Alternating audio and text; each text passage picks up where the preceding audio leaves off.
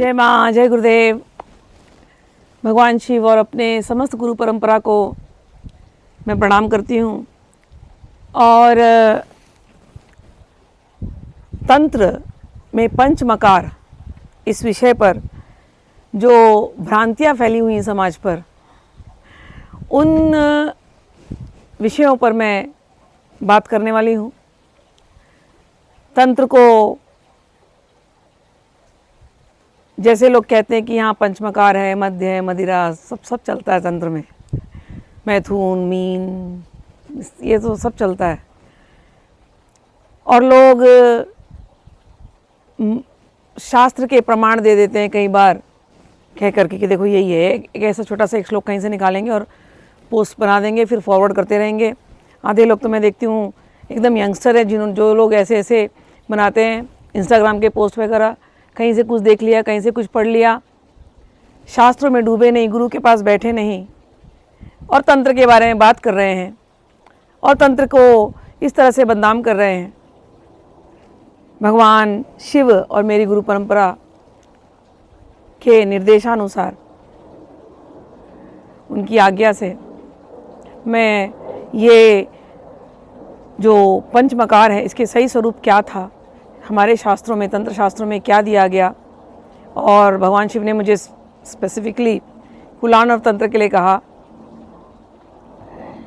क्योंकि कौल मार्ग को लेकर के भी उसके जो भी उसमें हो रहा है आचरण, तो उसको लेकर के भी तंत्र का एकदम विभत्स रूप इस कलयुग में बाहर आया हुआ है। और लोगों को लगता है बस वो विभत्स रूप, वो तामसिकता, वो घोर तामसिकता ही तंत्र है। मैं हमेशा अपने लेक्चर्स में कहती हूँ, तांत्रिक को देखना है, सबसे बड़ा तांत्रिक जिसने काली को प्रकट किया था, काली जिसके साथ बैठ करके भोग लगाती थी, वो है रामकृष्ण परमहंस। आपको लगता है क्या वो शराब में धुत रहते थे? बोलने से ही नहीं होगा ना मन के अंदर।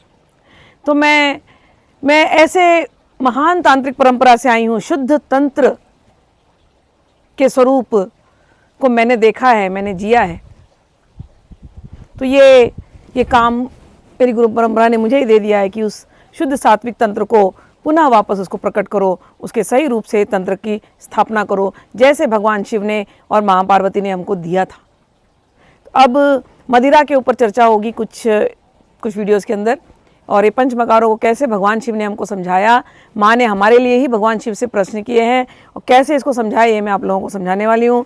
इसके पहले एक वीडियो बन चुकी थी जहाँ पर माँ ने पूछा कि हे कुलेश्वर, आप मुझे बताइए कि ये कुल द्रव्य, हम लोग मदिरा नहीं कहते, हम लोग शराब नहीं कहते, हम लोग इसको कुल द्रव्य कहते हैं, ये कुल द्रव्य में शास्त्रों में इसका वर्णन हुआ है, तो इसका सही स्वरूप क्या है, और कृपा करके मुझे बताइए। और कुल द्रव्यों का निर्माण कैसे होता है ये बताइए, इसके भेद कितने हैं ये बताइए, और इसमें यदि कोई त्रुटि हो जाए तो इसका क्या दोष हो सकता है ये बताइए, और यदि विधि पूर्वक इसको अगर हमने प्रयोग किया तो इसका क्या फल हो सकता है ये बताइए। भगवान शिव इसका उत्तर दे रहे थे। और पिछले वीडियो में यदि आपने नहीं देखा है तो प्लीज़ आकर के देखें, उसमें भगवान ने पैष्टि नामक कुल द्रव्य के बारे में बताया और कैसे बनाते हैं, उसके जो मेन जो इंग्रेडिएंट्स हैं, जो मेन जो वस्तु उसमें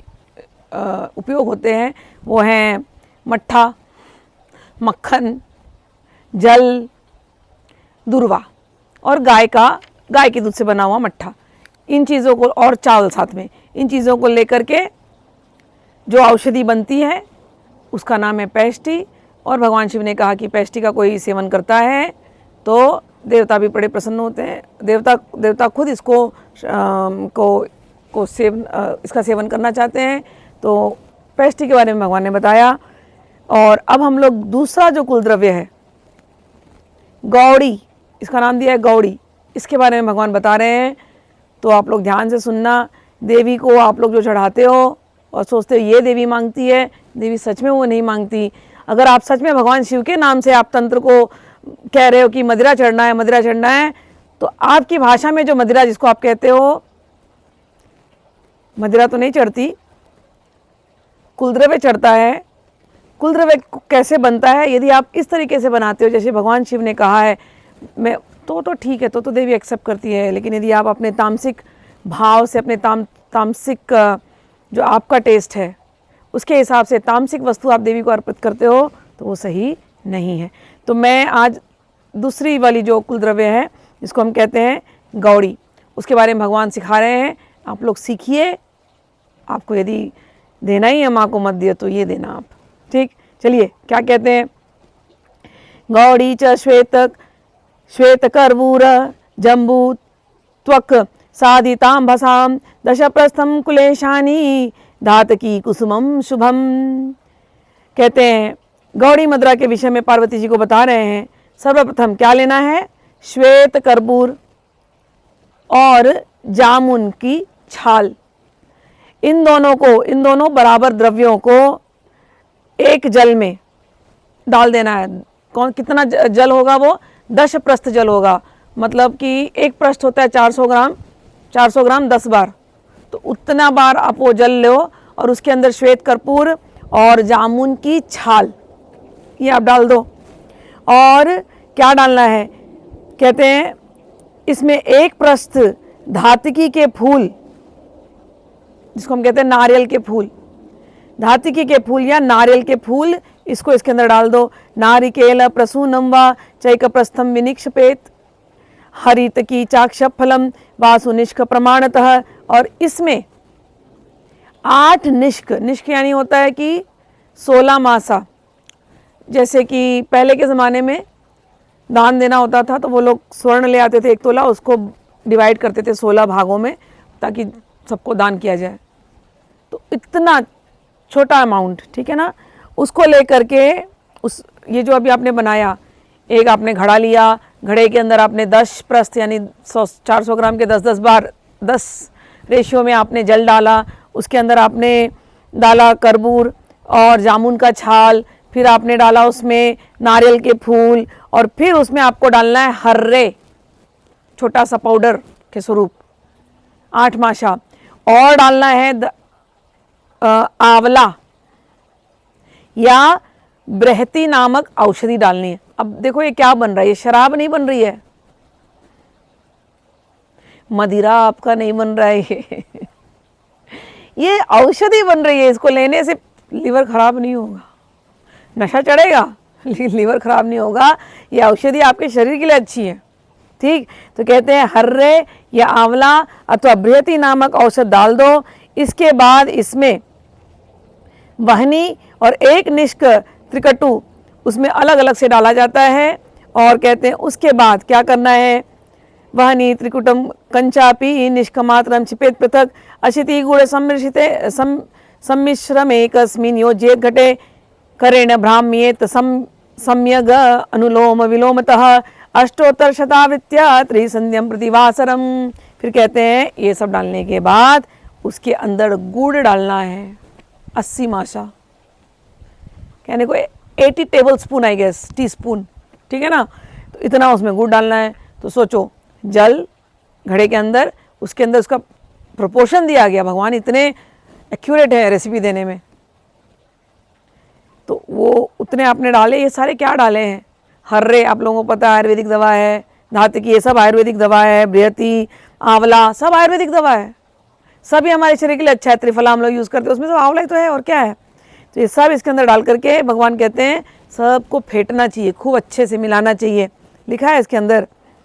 और अनुलोम विलोम पद्धति से दाएं बाएं ऐसे घड़े को बंद करके खूब हिलाओ, और ऊपर नीचे चला देने से दवा के पूर्ण पाक में सुविधा हो जाती है। शब्द क्या है, दवा, मदिरा नहीं है, ये दवा बन रही है। दवा ऐसे जब बनती है तो उसके पूर्ण, जब हिलाते पिलाते फेंटते हुए, तो उसमें ये अच्छा हो जाता है इसके अंदर।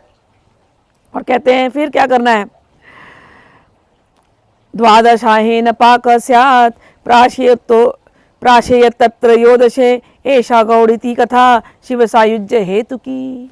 कहते हैं इसको फेंटने का नियम प्रतिदिन 3 संध्याओं में कम से कम 108 बार है।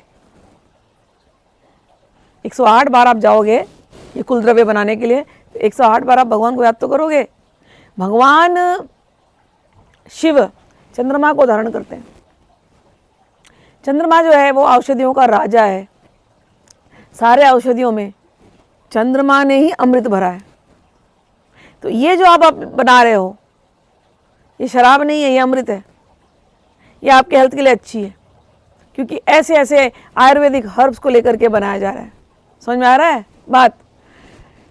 तो और 108 बार आप याद करोगे तो 108 बार आप भगवान शिव को याद ही कर रहे हो। तो 3 संध्याओं में करना है बोल रहे हैं, 3 संध्याओं में करना है। तो 3 सुबह आपने बैठा, सुबह आप उठे, पहला चीज़ आप देखोगे अरे भगवान शिव ने ऐसा बोला था, ठीक है अभी इसको फेंटना है। ओम नमः शिवाय बोल करके फेंट दो, नमः शिवाय नमः शिवाय नमः शिवाय नमः शिवाय करके फेंटो उसको। फिर दोपहर में फिर एक बार नमः शिवाय नमः शिवाय नमः शिवाय बोल कर फेंटो। फिर शाम को फिर एक बार। आपका ध्यान भी हो जाएगा, काम भी हो जाएगा और ये कुल द्रव्य तैयार भी हो जाएगा। इसको फेंटने से पूरी तरह का औषध तैयार हो जाता है। क्या शब्द है? दवा, औषध। इस प्रकार प्रतिदिन यह प्रक्रिया अपनाते लगातार 12 दिन बीत जाते हैं। कहते हैं करेण भ्राम्येत सम्यग अनोनोम विलोमतः अष्टोत्तर शतावृत्तिया त्रिसंध्यम प्रतिवासरम द्वादशाहेन पाक स्यात्। 12 दिन ऐसे करते करते वो जो है वो तैयार हो जाएगा। प्राश ये तत्र योदशे ऐशा गौड़ इति कथिता शिव सायुज्य हेतु। अब कहते हैं 13वें दिन से इसका प्रयोग करना प्रारंभ होता है।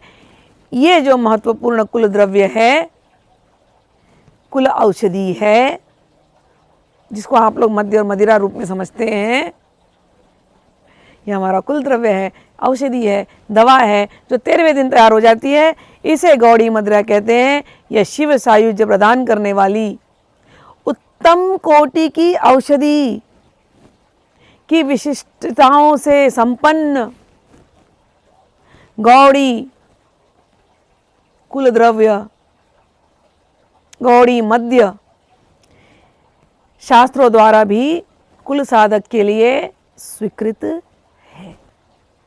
समझ आई बात? तो अगर आपको सच में माँ को मद्य देना ही है, तंत्र के रास्ते चलना ही है कि हमको पंचमकार का पालन करना है, तंत्र के रास्ते चलना है, मद्य समर्पित करना है माँ को, आपको लगता है माँ मद्य से प्रसन्न होगी और दर्शन दे देगी, तो भैया सबसे बड़े गुरु या शिव स गुरु, उन गुरु ने जो हमको जो विधि बताई है, अक्षरशः इसी विधि पर चलो। यदि आप इतने आयुर्वेदिक द्रव्य ला सकते हो, लाओ, बनाओ, ऐसा कुल द्रव्य उनको दो और फिर उसको प्रसाद रूप में ग्रहण करो, कोई तकलीफ नहीं होगी। लेकिन आप अन्यथा जा कर के ये सब जो फालतू बकवास जो दुनिया में मिलती है उसको जा कर के आप देवी को अर्पित करते हो और खुद लेते हो, बीमार पड़ोगे, अपने हेल्थ को ख़राब करोगे। हम मरने के लिए तंत्र में नहीं जाते, हम जीने के लिए तंत्र में जाते हैं। ये अमृत का सेवन करने के लिए हम तंत्र में हैं, विष का पान करने के लिए हम नहीं हैं। समझ में आया? तो जो भगवान शिव ने औषधि बनाई है वो हमको भगवान शिव को समर्पित करना है। तो आज ये वीडियो को यहीं समाप्त करती हूँ। अगले वीडियो में तीसरा मद्य, जिसको कहते हैं माधवी, माधवी पान लसा मत्ता, ललिता में सुनते हो ना, ललिता सहस्त्रनाम में है ना, जो लोग ललिता सहस्त्रनाम करते हैं वो लोग। तो माधवी क्या है उसके बारे में अब हम लोग अगले वीडियो में सुनेंगे। माधवी कैसे बनाई जाती है वो भगवान शिव बताने वाले हैं। तब तक भगवान शिव को याद करो।